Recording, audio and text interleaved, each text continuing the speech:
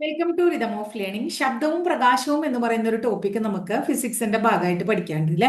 അതിൽ ശബ്ദത്തെ കുറിച്ചാണ് ഇന്നത്തെ ക്ലാസ്സിൽ നമ്മൾ പഠിക്കുന്നത്. ക്ലാസ്സിലേക്ക് കടക്കാം കേട്ടോ.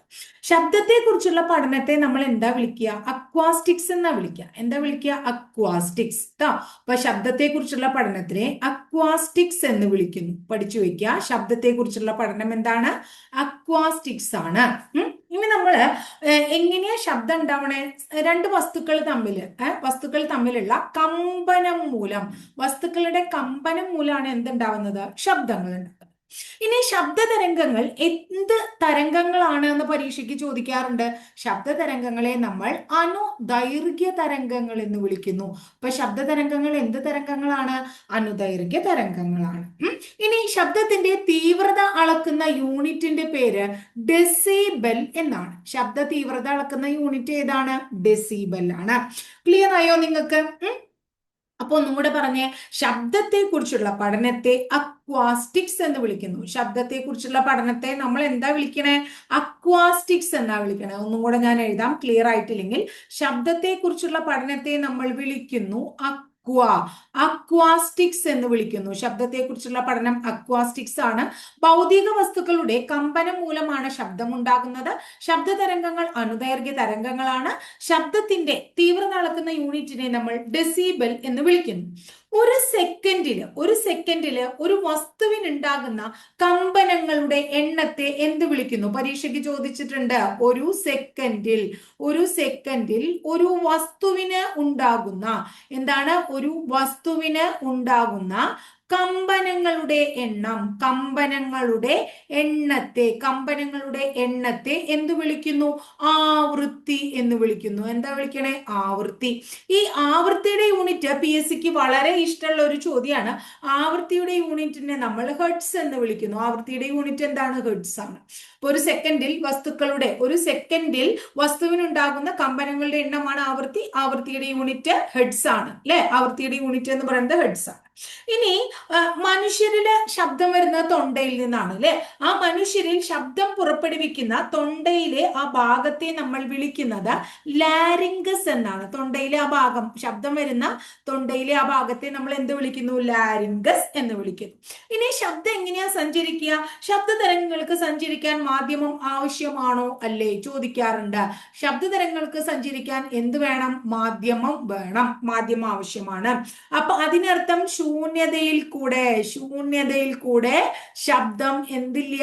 സഞ്ചരിക്കില്ല. ശൂന്യതയിൽ കൂടെ ശബ്ദം സഞ്ചരിക്കില്ല. ശബ്ദത്തിന് സഞ്ചരിക്കാൻ എന്ത് വേണം? മാധ്യമം വേണം. ക്ലിയർ ആയില്ലേ? ഇനി ഈ ബഹിരാകാശ യാത്രികളൊക്കെ ഉണ്ടല്ലോ, അവര് പരസ്പരം സംസാരിക്കാൻ റേഡിയോ സംവിധാനം ഉപയോഗിക്കാൻ എന്താ കാരണം? ശൂന്യതയിലെ ശബ്ദത്തിന് സഞ്ചരിക്കാൻ പറ്റാത്തതുകൊണ്ടാണ്. ക്ലിയർ ആയല്ലോ നിങ്ങൾക്ക്? അപ്പോ മനുഷ്യരിൽ ശബ്ദം പുറപ്പെടുവിക്കുന്ന തൊണ്ടയിലെ ഭാഗം ലാരിംഗസ് ആണ്.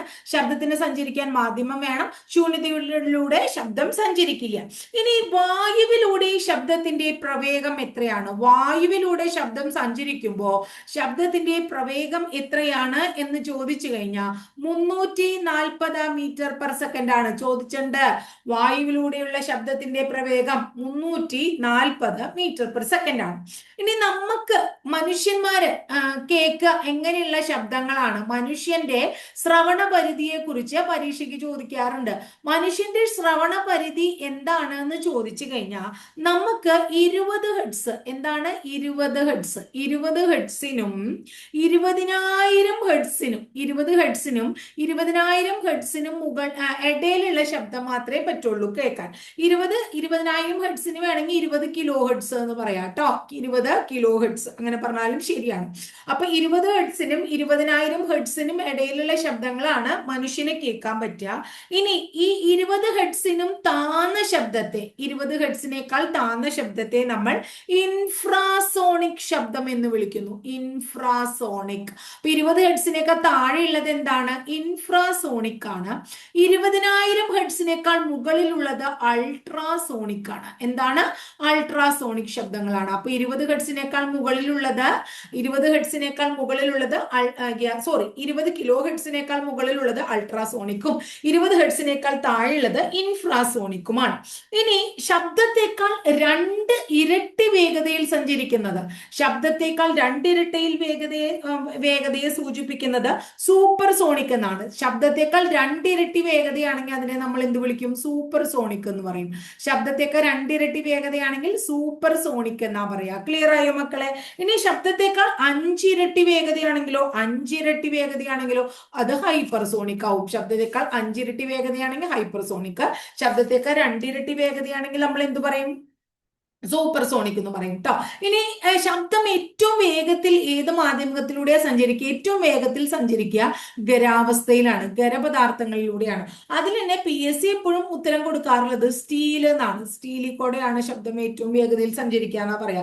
പക്ഷേ PSCയുടെ ഉത്തരമാണ് സ്റ്റീൽ. NCERT പാഠപുസ്തകങ്ങളിൽ അലുമിനിയത്തിനാണ് കൂടുതൽ എന്നാണ് പറയണത്. NCERTയിൽ അലുമിനിയം എന്നാ പറയണത്. നമ്മൾ PSC എപ്പോഴും സ്റ്റീൽ എന്ന് തന്നെയാ പറയാം കേട്ടോ.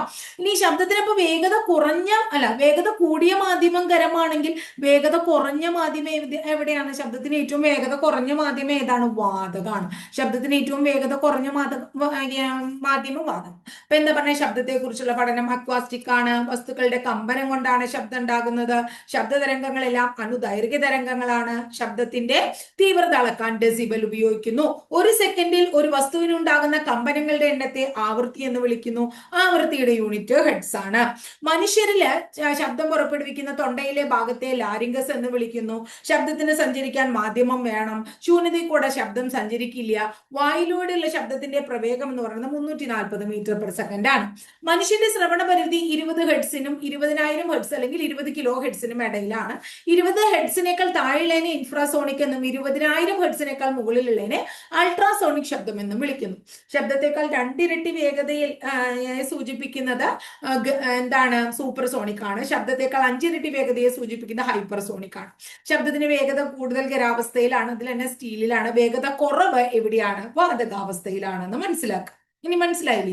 ശബ്ദം ഒരു വസ്തുവില്, ഏതെങ്കിലും ഒരു വസ്തുവിൽ ശബ്ദം തട്ടാന്ന് വിചാരിക്കുക. അപ്പൊ ശബ്ദം ഒരു വസ്തുവിൽ തട്ടി, അങ്ങനെ ശബ്ദം ഒരു വസ്തുവിൽ തട്ടിയിട്ട് ആവർത്തിച്ചുണ്ടാകുന്ന ആ പ്രതിഫലനം ഉണ്ടല്ലോ. അപ്പൊ അങ്ങനെ തട്ടുമ്പോ ഒരു ശബ്ദം വരില്ലേ? അതിനെ നമ്മൾ വിളിക്കുന്നത് എന്താണ്? അനുരണനം എന്നാണ്. എന്താ വിളിക്കുക? അനുരണനം. അനുരണനം വളരെ ഇമ്പോർട്ടന്റ് ആണ് കേട്ടോ മക്കളെ. ശബ്ദം വിവിധ വസ്തുക്കളിൽ തട്ടി ആവർത്തിച്ചുണ്ടാകുന്ന പ്രതിഫലത്തെ അനുരണനം എന്ന് വിളിക്കുന്നു. PSC സ്ഥിരമായിട്ട് ചോദിക്കാറുണ്ട്, ഇടിമിന്നൽ ഉണ്ടാവില്ലേ? നമ്മള് മഴക്കാലത്ത് ഇടിമിന്നലൊക്കെ ഉണ്ടാവില്ലേ? ആ ഇടിമിന്നലുകൾ ഉണ്ടാവുമ്പോ ജനലിന്റെ കമ്പിയിലെ ജനൽ കമ്പി നമ്മൾ കണ്ടുണ്ടാവും. ജനൽ കമ്പിക്ക് എന്ത് വരും? ഒരു വിറയൽ വരും അല്ലെ? വിറയൽ വരും. അതിന്റെ കാരണം ശബ്ദത്തിന്റെ ഒരു പ്രതിഭാസമാണ്. ആ പ്രതിഭാസത്തെ വിളിക്കുന്ന പേര് അനുനാദം എന്നാണ്. അപ്പൊ അനുനാദമാണ് ഇടിമിന്നൽ ഉണ്ടാകുമ്പോൾ ജനൽ കമ്പികൾ വിറകൊള്ളാനുള്ള കാരണം എന്ന് നമ്മൾ മനസ്സിലാക്കാം. ഇനി എന്താ പറയാ, വളരെ വ്യക്തമായി കേൾക്കുന്ന പ്രതിഫലിച്ച ശബ്ദം ഏതാണ്? വളരെ വ്യക്തമായിട്ട് കേൾക്കാം, വളരെ വ്യക്തമായിട്ട് കേൾക്കാം. അത് പ്രതിഫലിച്ച ശബ്ദമാണ്. വളരെ വ്യക്തമായി കേൾക്കാവുന്ന പ്രതിഫലിച്ച ശബ്ദം നമുക്ക് ആലോചിച്ച് നോക്കിയാൽ മനസ്സിലാക്കാലോ. എന്താണത്? പ്രതിധ്വനി കേട്ടിട്ടില്ലേ നിങ്ങളെ? പ്രതിധ്വനി ഇങ്ങനെ വരുന്നത് എക്കോ പോലത്തെ പ്രതിധ്വനി, അതന്നെ. അപ്പൊ വളരെ വ്യക്തമായി കേൾക്കാവുന്ന പ്രതിഫലിച്ച ശബ്ദമാണ് പ്രതിധ്വനി. അതിനെ ഈ പ്രതിധ്വനിയെ കുറിച്ചുള്ള പഠനത്തെ കാറ്റക്കോസ്റ്റിക്സ് എന്ന് വിളിക്കുന്നു. പ്രതിധ്വനിയെ കുറിച്ചുള്ള പഠനം എന്താണ്? കാറ്റാകോസ്റ്റിക്സ് എന്നാണ് എന്തിനെ കുറിച്ചുള്ള പഠനത്തെ വിളിക്കുന്നത്? പ്രതിധ്വനിയെ കുറിച്ചുള്ള പഠനത്തെ കാറ്റാകോസ്റ്റിക്സ് എന്ന് വിളിക്കുന്നു. പ്രതിധ്വനിക്ക് ഏറ്റവും കുറച്ച് അകലം, പ്രതിധ്വനിക്ക് ഉണ്ടാവേണ്ട മിനിമം അകലം 17.2 മീറ്റർ ആണ്.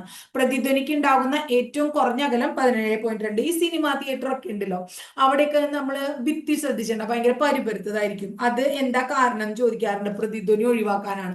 അപ്പം നമ്മളൊക്കെ വളരെ മിനുസുള്ള രീതിയിലുള്ള പ്രതലങ്ങളല്ല, പക്ഷെ സിനിമാ തിയേറ്ററിൽ പ്രതിധ്വനി ഇല്ലാണ്ടിരിക്കാൻ പരിപരുത്ത പ്രതലങ്ങളാണ്. അതുപോലെ മനുഷ്യനിൽ ഇപ്പോൾ ഒരു സാധനം നമ്മൾ ചെവിയിൽ കേൾക്കാന്ന് വിചാരിക്കുക. നമ്മൾ കേൾക്കുമ്പോൾ അത് എത്ര നേരം നിലനിൽക്കും? 1/10 സെക്കൻഡ്. നമ്മുടെ ശ്രവണ സ്ഥിരത എന്ന് പറയുന്നത് എത്രയാണ്? 1/10 സെക്കൻഡ് ആണ്. എത്രയാണ്? 1/10 സെക്കൻഡ് ആണ്. ഇനി അടുത്തത്, വിമാനങ്ങളൊക്കെ ഭയങ്കര സ്പീഡിലെ പോലെ. അപ്പൊ വിമാനങ്ങള്, അതുപോലെ തന്നെ നമുക്കറിയാം മിസൈലുകൾ അല്ലെ?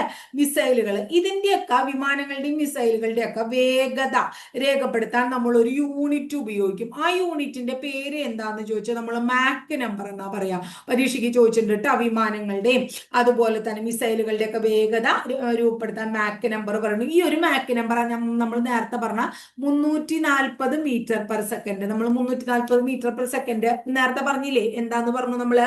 300 വായുവിലൂടെ ശബ്ദത്തിന്റെ പ്രവേഗമാണ് 340 മീറ്റർ പെർ സെക്കൻഡ്. അപ്പൊ ഒരു മാർക്ക് നമ്പർ എന്ന് പറയുന്നത് 340 മീറ്റർ പെർ സെക്കൻഡ് ആണെന്ന് മനസ്സിലാക്കാം. ഈ ചാട്ടവാറില്ല, ചാട്ടവാർ ഇപ്പൊ സിനിമയിലെങ്കിലും നിങ്ങൾ കണ്ടിട്ടുണ്ടോ? ഈ ചാട്ടവാറൊക്കെ വായുവിൽ ചുഴറ്റുമ്പോ ഒരു എന്താ പറയാ ശബ്ദം ഉണ്ടാവും അല്ലേ? ആ ശബ്ദം ഉണ്ടാകാൻ കാരണം എന്താണെന്ന് ചോദിച്ചാൽ നമ്മൾ പറയണം സോണിക് ബൂം ആണെന്ന്. എന്താണ്? സോണിക് ബൂം ആണ്. സോണിക് ബൂം ആണ് ആ ശബ്ദം ഉണ്ടാവാനുള്ള കാരണം. സോണിക് ബൂം അതായത് ശബ്ദത്തെക്കാൾ ശബ്ദവേഗത്തിലോ സഞ്ചരിക്കുന്ന വസ്തുവിന്റെ ആഘാത തരംഗം മൂലം ഉണ്ടാകുന്ന ശക്തിയേറിയ ഉയർന്ന ശബ്ദത്തെയാണ് സോണിക് ബൂം എന്ന് പറയുന്നത്. ശബ്ദത്തെക്കാൾ ശബ്ദവേഗത്തിലോ സഞ്ചരിക്കുന്ന വസ്തുക്കൾ ആഘാത തരംഗം മൂലം ഉണ്ടാകുന്ന ശക്തിയേറിയ ഉയർന്ന ശബ്ദത്തെയാണ് സോണിക് ബൂം എന്ന് വിളിക്കുന്നത്. നമ്മൾ 20 ഹെർട്സിനും 20,000 ഹെർട്സിനും ഇടയിലുള്ള ശബ്ദമാണ് നമുക്ക് ഏറ്റവും നല്ലത് എന്ന് നമ്മൾ പറയണ്ടായി. അപ്പൊ കേൾവിക്ക് തകരാറുണ്ടാക്കുക എപ്പോഴാ? കേൾവിക്ക് തകരാറുണ്ടാക്കുക 120 ഡെസിബലിന് മുകളിലുള്ള ശബ്ദം. 120 ഡെസിബലിന് മുകളിലുള്ള ശബ്ദമാണെങ്കിൽ നമ്മുടെ ചെവിക്ക് എന്തുണ്ടാവും? പ്രശ്നം ഉണ്ടാവും എന്ന് മനസ്സിലാക്കുക. അപ്പൊ ചെവിക്ക് ശബ്ദം ഉണ്ടാക്കുക 120 ഡെസിബലിനും. അപ്പൊ നമ്മള് എന്താ പറയാ, നല്ല സൈലന്റ് ആയിട്ടുള്ള ഒരു ഏരിയ എന്ന് വിചാരിക്കുക. ഒരു സൈലന്റ് ഏരിയ ആണെങ്കിൽ നമ്മൾ പറയും അവിടെ പകലാണെങ്കിൽ 50 dB, പകല് 50 dB, രാത്രി 40 dB പാടുള്ളൂ. എന്ത് നമ്മുടെ ശബ്ദപരിധി ഇപ്പൊ അറിയാലോ. രാത്രിയൊക്കെ ആവുമ്പോ നമ്മള് ഇന്ന ഗാനമേള അല്ലെങ്കിൽ അങ്ങനത്തെ പരിപാടികളൊക്കെ സമ്മതിക്കില്ലല്ലോ. അപ്പൊ സൈലന്റ് ആയിട്ടുള്ള ഏരിയ.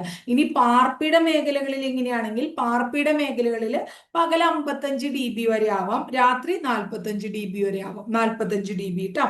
ഇനി അടുത്തത് ആശുപത്രികളാണെങ്കിൽ ആശുപത്രികളില് പകലും രാത്രിയും ഒന്നുമില്ല, 40 dB പറയുമ്പോൾ ശരിക്കും 40 dB ആണ് എവിടെ? ആശുപത്രികളിലൊക്കെ പറയാം. എത്രയാണ്? 40 dB കേട്ടോ. 40 dB പറയാ. ക്ലിയർ ആയില്ലേ നിങ്ങൾക്ക്? അപ്പൊ ഇത് നമ്മൾ ശ്രദ്ധിക്കണം. ചെവിക്ക് 120 dB ആണ്. ചെവിക്ക് എന്താ പറയാ പ്രശ്നം ഉണ്ടാക്കുന്നത് എത്രയാണ്? 120 dB. കേൾവി തകരാറുണ്ടാക്കുന്നത്. സൈലന്റ് ഏരിയയിൽ പകല് നമ്മൾ 50 dB വരെയും രാത്രി 40 dB വരെയും, അതുപോലെ തന്നെ പാർപ്പിട മേഖലയിൽ പകൽ 55 dBയും രാത്രി 45 dBയും, ആശുപത്രി പരിസരങ്ങളിലൊക്കെ 40 dB നമ്മൾ ശബ്ദം അനുവദിക്കുള്ളൂ. ഇനി അടുത്തത് നമ്മുടെ ശബ്ദവുമായിട്ട് ബന്ധപ്പെട്ടിട്ടുള്ളത്, ശബ്ദം ഒരു വ്യക്തിയിൽ ഉണ്ടാക്കുന്ന കേൾവി അനുഭവത്തിന്റെ അളവ്. അതായത് ചിലർക്ക് ഭയങ്കര ബുദ്ധിമുട്ട് തോന്നും. ആ കേൾവി അനുഭവത്തിന്റെ അളവിനെ നമ്മൾ എന്ത് വിളിക്കുന്നു? ഉച്ചത എന്ന് വിളിക്കുന്നു. ലൗഡ്നെസ്, അത്രേ ഉള്ളൂ. ശബ്ദം ഒരു വ്യക്തിയിൽ ഉണ്ടാക്കുന്ന കേൾവി അനുഭവത്തിന്റെ അളവിനെ നമ്മൾ ഉച്ചത എന്ന് വിളിക്കുന്നു. ഈ ഉച്ചതയുടെ ഇതൊന്നും ആവശ്യമില്ല നിങ്ങൾക്ക്. എന്ത് ഡെഫിനിഷൻ ഒന്നും. ഉച്ചതയുടെ യൂണിറ്റ് എന്താന്ന് ചോദിക്കുക. അപ്പൊ ഡെസിബൽ. അപ്പൊ ഉച്ചതയുടെ യൂണിറ്റ് പറയുമ്പോൾ ടീച്ചർ എന്താ ഉച്ചത പറയാത്തതെന്ന് പറയുന്നത്? അതുകൊണ്ട് പറഞ്ഞതാ. ശബ്ദം ഒരു വ്യക്തിയിൽ ഉണ്ടാകുന്ന കേൾവി അനുഭവത്തിന്റെ അളവിനെ ഉച്ചത എന്ന് വിളിക്കുന്നു. ഉച്ചതയുടെ യൂണിറ്റ് എന്താണ്? ഡെസിബൽ ആണ്. ഉച്ചതയുടെ യൂണിറ്റ് ഡെസിബൽ ആണെങ്കിൽ ഉച്ചത അളക്കാൻ ഉപയോഗിക്കുന്ന ഉപകരണം എന്തായിരിക്കും?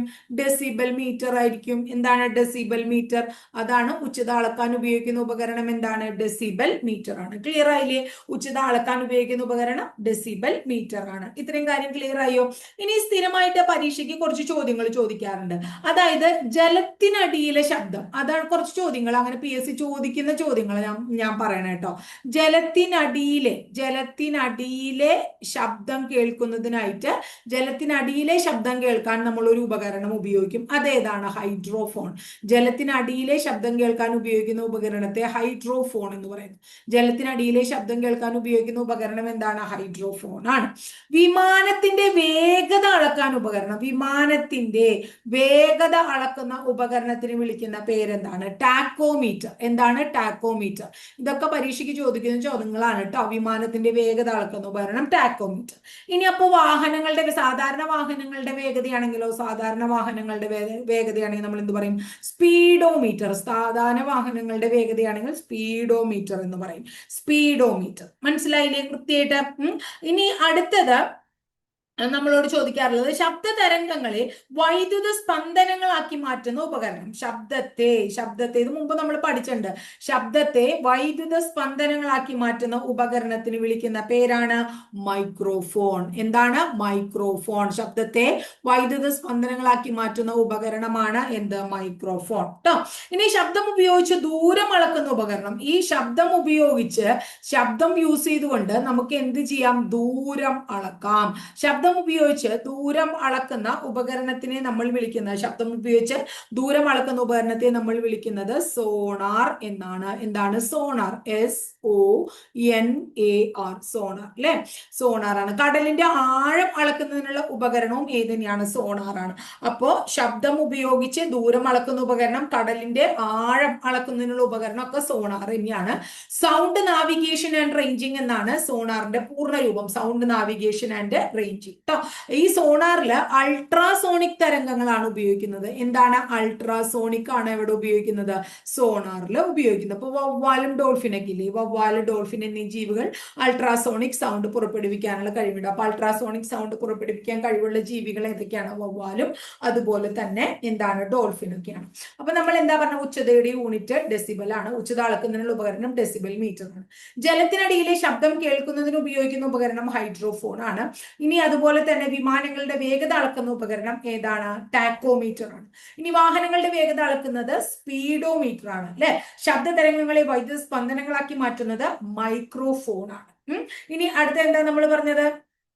അതായത് ശബ്ദം ഉപയോഗിച്ച് ദൂരം അളക്കുന്ന ഉപകരണമാണ് സോണാർ. കടലിന്റെ ആഴം അളക്കുന്നതും എന്താണ്? ഉപയോഗിക്കുന്ന ഉപകരണവും സോണാർ ആണ്. സൗണ്ട് നാവിഗേഷൻ ആൻഡ് റേഞ്ചിങ് എന്നാണ് സോണാറിന്റെ പൂർണ്ണ രൂപം. ഈ സോണാറിൽ ഉപയോഗിക്കുന്ന അൾട്രാസോണിക് തരംഗങ്ങളാണ്. അതുപോലെ വവ്വാല്, ഡോൾഫിന് എന്നീ ജീവികൾ അൾട്രാസോണിക് സൗണ്ട് പുറപ്പെടുവിക്കാനുള്ള കഴിവുണ്ട് എന്ന് ഓർത്തു വയ്ക്കുക. ഇത്രയൊക്കെയാണ് പ്രധാനമായിട്ട് എന്താ പറയാ ശബ്ദം എന്ന് പറയുന്ന ഭാഗവുമായിട്ട് ബന്ധപ്പെട്ട് നമുക്ക് പഠിക്കാനുള്ള പ്രധാനപ്പെട്ട കുറച്ച് കാര്യങ്ങൾ. ഇനി ഇതുമായിട്ട് റിലേറ്റഡ് ആയിട്ട് ക്വസ്റ്റ്യൻ പേപ്പറും കൂടെ പഠിക്കുമ്പോൾ നമ്മുടെ കംപ്ലീറ്റ് ആവും. അപ്പൊ അടുത്ത ദിവസം നമുക്ക് പ്രകാശം പഠിക്കാം. ഇനി പ്രകാശം എന്ന് പറയുന്ന ശബ്ദവും പ്രകാശത്തില് പ്രകാശം ഉണ്ട്. അപ്പൊ ഇത്രയും കാര്യങ്ങൾ ഭംഗിയായിട്ടൊന്ന് ഓർത്തു വെച്ചേക്കാട്ടെ എല്ലാവരും.